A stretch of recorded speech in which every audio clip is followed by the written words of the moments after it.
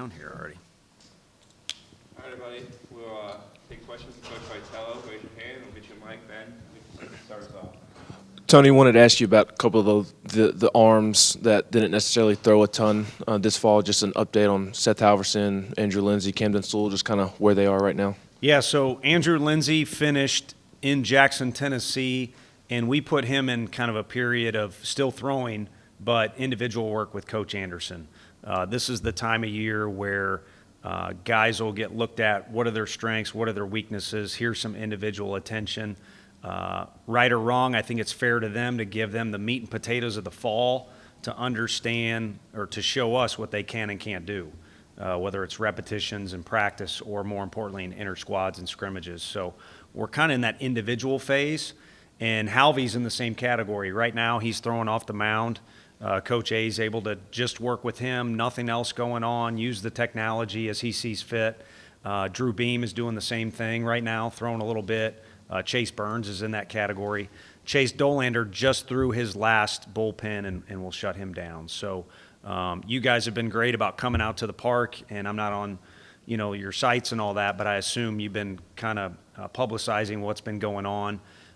But there's a lot of stuff that goes on behind the scenes too, and I think Frank gives those guys a bit amount of one-on-one attention, but this time of year it's even more so. Halverson's healthy. He looks good. I don't want to speak for him, but he looks more physical and in better shape than he's ever been. It's coming out pretty good. And I think for him, the right thing to do was kind of ramp him up and gear him up towards an early start in January, our spring training period, and then continue to climb, as opposed to ramp him up, take him back down, maybe ramp him up again for individual work. So it's a smooth path and a conservative path he's on, but we're actually kind of getting towards the more aggressive part of it, if I can throw that word in there too. Brian. How much had Jared improved as a catcher before his injury, and then just how important was the time he spent there last season to kind of making this not just a new adventure for him? Yeah, I think anytime, especially if you're a younger kid, you can check a box and say, well, I've done it or I've been there. It helps your mindset. Now, he's a kid that has a special mindset to begin with, so I think he'd be able to accomplish similar things if he didn't have that experience to fall back on. But he's a different guy back there this year. Extra bounce to him, extra leadership, and then the areas he was much improved were kind of the catching category, what goes on behind the plate, blocking, receiving, coordinating certain things between Coach A and the pitchers. And then the throwing for him, like anyone who makes that transition, is kind of a work in progress, but he's shown signs of improvement there as well. I think more than anything, he established in front of, I hope, scouts, because they were curious too, but us and his teammates, he's a real catcher. This isn't, a fun experiment. Sorry. Continuing on the catcher theme, how much benefit was there to seeing some of that depth? I mean, with what Charlie did through the fall and also Ryan Miller? Yeah, it was frustrating at the start because, Ryan Miller's been a work in progress back there, recruited as an athlete hitter who also catches. There's a lot of kids that get recruited like that. So now it's up to you to prove that you can actually play that position. And I know it's only a short window, but I don't think in August or September he had us convinced of that. Times have changed, and he's made a lot of progress, still has a lot left to do. So at the beginning, there were more question marks with him. Cal Stark wasn't 100% ready to go. So you're kind of, hey, we recruited him, we know him well, but what do we really have here? And then with Jared fluctuating between outfield and catching, you could have made the argument, hey, we're just kind of sitting here with Chuck and Chuck only. Now that's a pretty good one for us as well. But as the fall went on, Cal Stark showed he's much more capable with the bat than we maybe originally thought in scouting. And he started to accumulate innings behind the plate. And then Ryan Miller's always been capable with the bat, but he started to show, as you mentioned, that he's capable behind the dish too. Tony, after fall, what do you like about your outfield right now with some of those newcomers and Merritt and Tier's already been here, of course, but Stanwich, some of those guys that might have a role this spring? Yeah, I always like competition, and it may hurt you in recruiting if you bring it up that you like competition. It'll make you better because everybody wants, at some part of their thought process, wants to be the guy. But what's truly best for you is if you consistently got somebody pushing you. And so what I like right now about the outfield is no one is going to be able to go home over winter break and say, I'm out there for sure. There's probably a handful of guys we know are going to make starts or might even be everyday guys in the lineup, but it might be DH, it might be a corner outfield spot, and they're hoping to play center. So there's a variety of options, and there's a wealth of competition out there. That's what I like. And then a really fun aspect of that, and again, in recruiting, these freshmen may not want to hear it. They probably want now. But those three freshmen in Dreiling, Reese Chapman, and Stanwich did some special things. And if you take a step back and you look at your career as a whole, those three kids could have a pretty exciting career on the whole, and they need to just make sure they keep making strides this freshman year. Wes and then Ryan.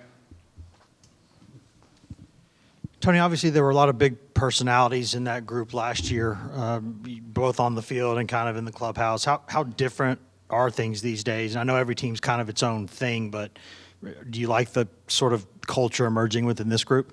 Yeah, no, I like that I may not have to deal with as much with some of those big personalities. I say that mainly in jest, but good kids that spent a lot of time in the program and became awfully comfortable in their own skin, which is our goal with these guys. But that takes time, and those guys had that time built in. With some of these guys that are even older, Bryce Jenkins is a JUCO guy that just pops into my mind, or the freshman. They haven't had that time entirely yet to get comfortable, know their surroundings, know what the best version of them is. So it's been very interesting. I don't know why I'm thinking of this. It's almost like Tetris. You want all the pieces to fit perfectly, and sometimes they don't. Again, it may take a few tries or just trial and error in general. And we've gone through some different things of what should we tell these guys about leadership? Should we have a practice where the players run it? I'm throwing out random thoughts, but it's been, instead of being settled as it relates to leadership, locker room behavior, personalities, it's been a lot more of get to know, experiment, try and educate, try and cultivate those things. But, last night there were some skits that the guys put on. Some of them were very brave, considering the coaching staff was watching. I was impersonated. But those were a good sign of progress, just in general. Some of the camaraderie that was shown there and some of the, it's gotten to a point where you can start to say they're becoming a team. Whereas Kavaris Tears grown in the past year, and is there a specific position that you guys like him at, or is he still kind of moving around? Yeah, I think he still moves around. First, he's probably more comfortable as a corner outfielder. He's got a big arm. I think, at the plate, he is very, sporadic and kind of what he'll try in the box during a game, in the cages. And most of the older hitters kind of got a stance they stick to, an approach they stick to, a routine in the cages. I mean, Andre, by the time he was done here with us, Lipsius, who's, on the 40-man, that's why I mentioned his name. Andre's day, I almost knew for sure, depending on when I got back from lunch, where he was going to be and what he was going to be doing. And so Tears is nowhere in that category yet, but he's a lot more mature in just how he goes about his business and what his routines are and what his approach is. Consistency is a huge part of our game. He's slowly gotten more and more consistent. Tony, seems like everybody from the Omaha team to last year's team, in terms of the guys who have moved on, are back in Knoxville and working around the facility. How unique is that? And do you think that has helped all the new faces that are on the team this year kind of get used to the culture? Yeah, I think it certainly goes on at other places, but I think unique is an appropriate word because it's something we all crave as coaches.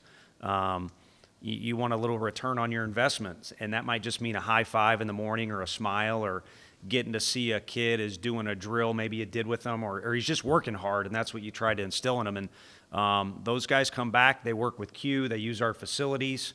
They're all there until about lunchtime. So then at lunch, you kind of see our current players and the older players mesh and spend a little time together, and that's huge for our guys. I think they get a couple things, or probably a lot of things out of it, but two stick out. One is a little bit of looking up to those people. This is who I want to be or where I want to get, so they can ask for advice, ask questions, get a little bit of feel for how things are going for them. But then they also just get to hang out with them and realize maybe a freshman, I just saw Reese in the hallway as a freshman. Maybe Reese grew up literally looking up to those guys because he was watching our team on TV. And now he's just sitting hanging out with them, and he realized they're just dudes. And Reese might have even been better in high school than some of those guys are. So it's not a whole different world they're looking at when they see a pro baseball player.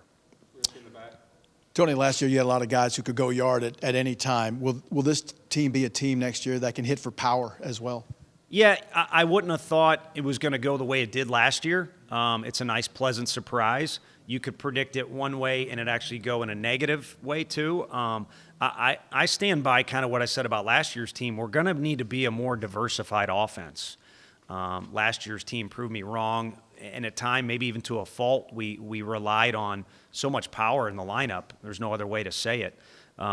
There's several guys that are capable. I don't know if we'll have that 1 through 9 where you could flip the order or you could take the bottom and put it in the middle one day and it all kind of be the same. I don't know that we'll have that. Again, I'm all for them proving me wrong. As it stands now, I think we've got a good amount of guys that can drive the ball. I don't think it'll equate to last year's group in that category, so therefore I think even more than last year, we're going to need to kind of diversify ways we can hurt an opponent when we're on offense. How much did Christian Moore improve at second through the course of the fall, but also going back to, I guess, what he did in the Cape this summer as well? We quiz those guys on the Cape. It's a heavy level of competition up there. There's a lot of work. There's a lot of experts that are coaches. So you can get good information for a lot of different reasons. And for Simo, we asked about a lot. The thing that stuck out was how eager he was to get ground balls, extra ground balls before, after, I don't know that during, but, the extra work up there. So the fact that he wanted to be good there is step one. That's how it is for everybody. Take pride in something and you can be good at it. And he clearly showed that, but he also started to tally up repetitions. And when he came back, I joked with one of y'all, or maybe even just a player, he wouldn't like hearing our coaching staff's thoughts of how far he's come, because he would say, no, I was that good as a freshman. But if he was able to step back and see himself on video or from a coach's perspective, it's night and day from when he first entered here to what he is now. And therefore, the progress has been significant just this semester. And I think there's more to go as well. And he bounces around. I think he's now a guy we could put at several different positions, whereas last year it was almost a little frustrating. Like, man, this guy's got a good bat. We'd like to put him in the lineup, but which position can he really play at an SEC level? Well, now there's no question it's second, and I'm all for him getting better, but he probably could adjust to some other spots as well. A few more. Anyone else have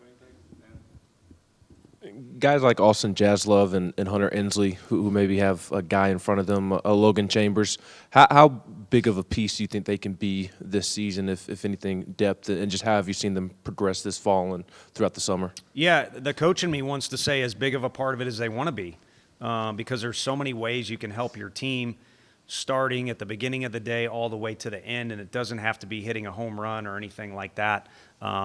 In one way they've helped our team is provide depth in internal competition, because they're two guys that, kind of started out slowly, or the older guys who maybe weren't the coaches might look at them and say, well, that, I don't see how that guy's going to help us this year in particular, to the point now where they're in the conversation for, possibly getting innings for us in the spring or competing for a starting spot. I don't know. We haven't even got that far at the end of this, fall. We're still kind of going a little bit with practice, but no, those two guys have come a long way, and they've helped provide some depth and, like I said, some internal competition to where they could do something for us. But my challenge to every guy is find a way to help the team win. I just think there's more ways that they can now do it. But it's become part of the program. We've been here long enough now where there's a little bit of a rhythm and a cycle to things. Come in, learn the program, improve, get some experience, get a little more experience, and then become a guy. And for some players like Chase Burns and Drew Beam, it kind of happens, it seems like almost like that. And then for guys like Trey Lipscomb and Cortland Lawson, there's a lot of stuff behind the scenes that you guys don't see, and then all of a sudden, now you know who they are. Tony, I guess a lot of people would look at those 3 returning starting pitchers you've got there at the top and say, well, there's a weekend rotation right there, but baseball has a funny way of things not going the way you want. How do you make sure that the other pitchers on your team are preparing to fight for those roles and compete for them and say, hey, I'd like to be a part of that too? Yeah, I think part of it is to give the other guys the attention and the work that they deserve alongside of them. You don't, at this point in the year, you can't separate guys. Now, you talk about May, you probably kind of need to key in, on the starting third baseman a little more than the third, guy that's third on the depth chart or something like that. But I think there's a wealth of guys that are an option to start. We kind of tipped our hand a little bit with the Fall World Series on who some of those other guys could be. And then part of the whole deal is every pitcher wants to be the Friday guy. So that provides a little competition, especially if you're blessed to have a staff where it could be 4 or 5 different guys, honestly, which it could be. So rather than, counting this or counting on that, you might want to just make sure you fight every day for what you can get.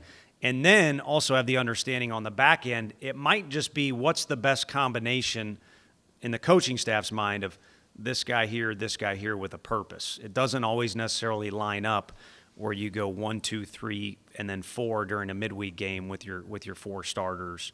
It might just be what's the best role in particular for these guys. Last year we showed that with Jarrell, Trey, and Cortland. I would have been fine with any one of those guys playing shortstop, any one of them playing third, any one of them playing second. But we thought that was the best kind of combination of where each of those guys should be at. Thanks, Coach. Thanks, everybody. Thank you. Was the impersonation any good? It kind of was, which makes me a little upset. And yeah, the air pot, now all day, I've seen myself a couple times in the mirror. I'm like, I got to take that out because that was a part of the costume. Yeah, it was Jazzloff. So that's why I kind of, you might have saw me daydreaming on the question because I was like, how can I get back at this guy? And I was like, I'll give you a professional answer. Yeah, it's good. That's a kid that probably was scared to even say my name when he was a freshman, and now he's doing that. So I guess it's progress.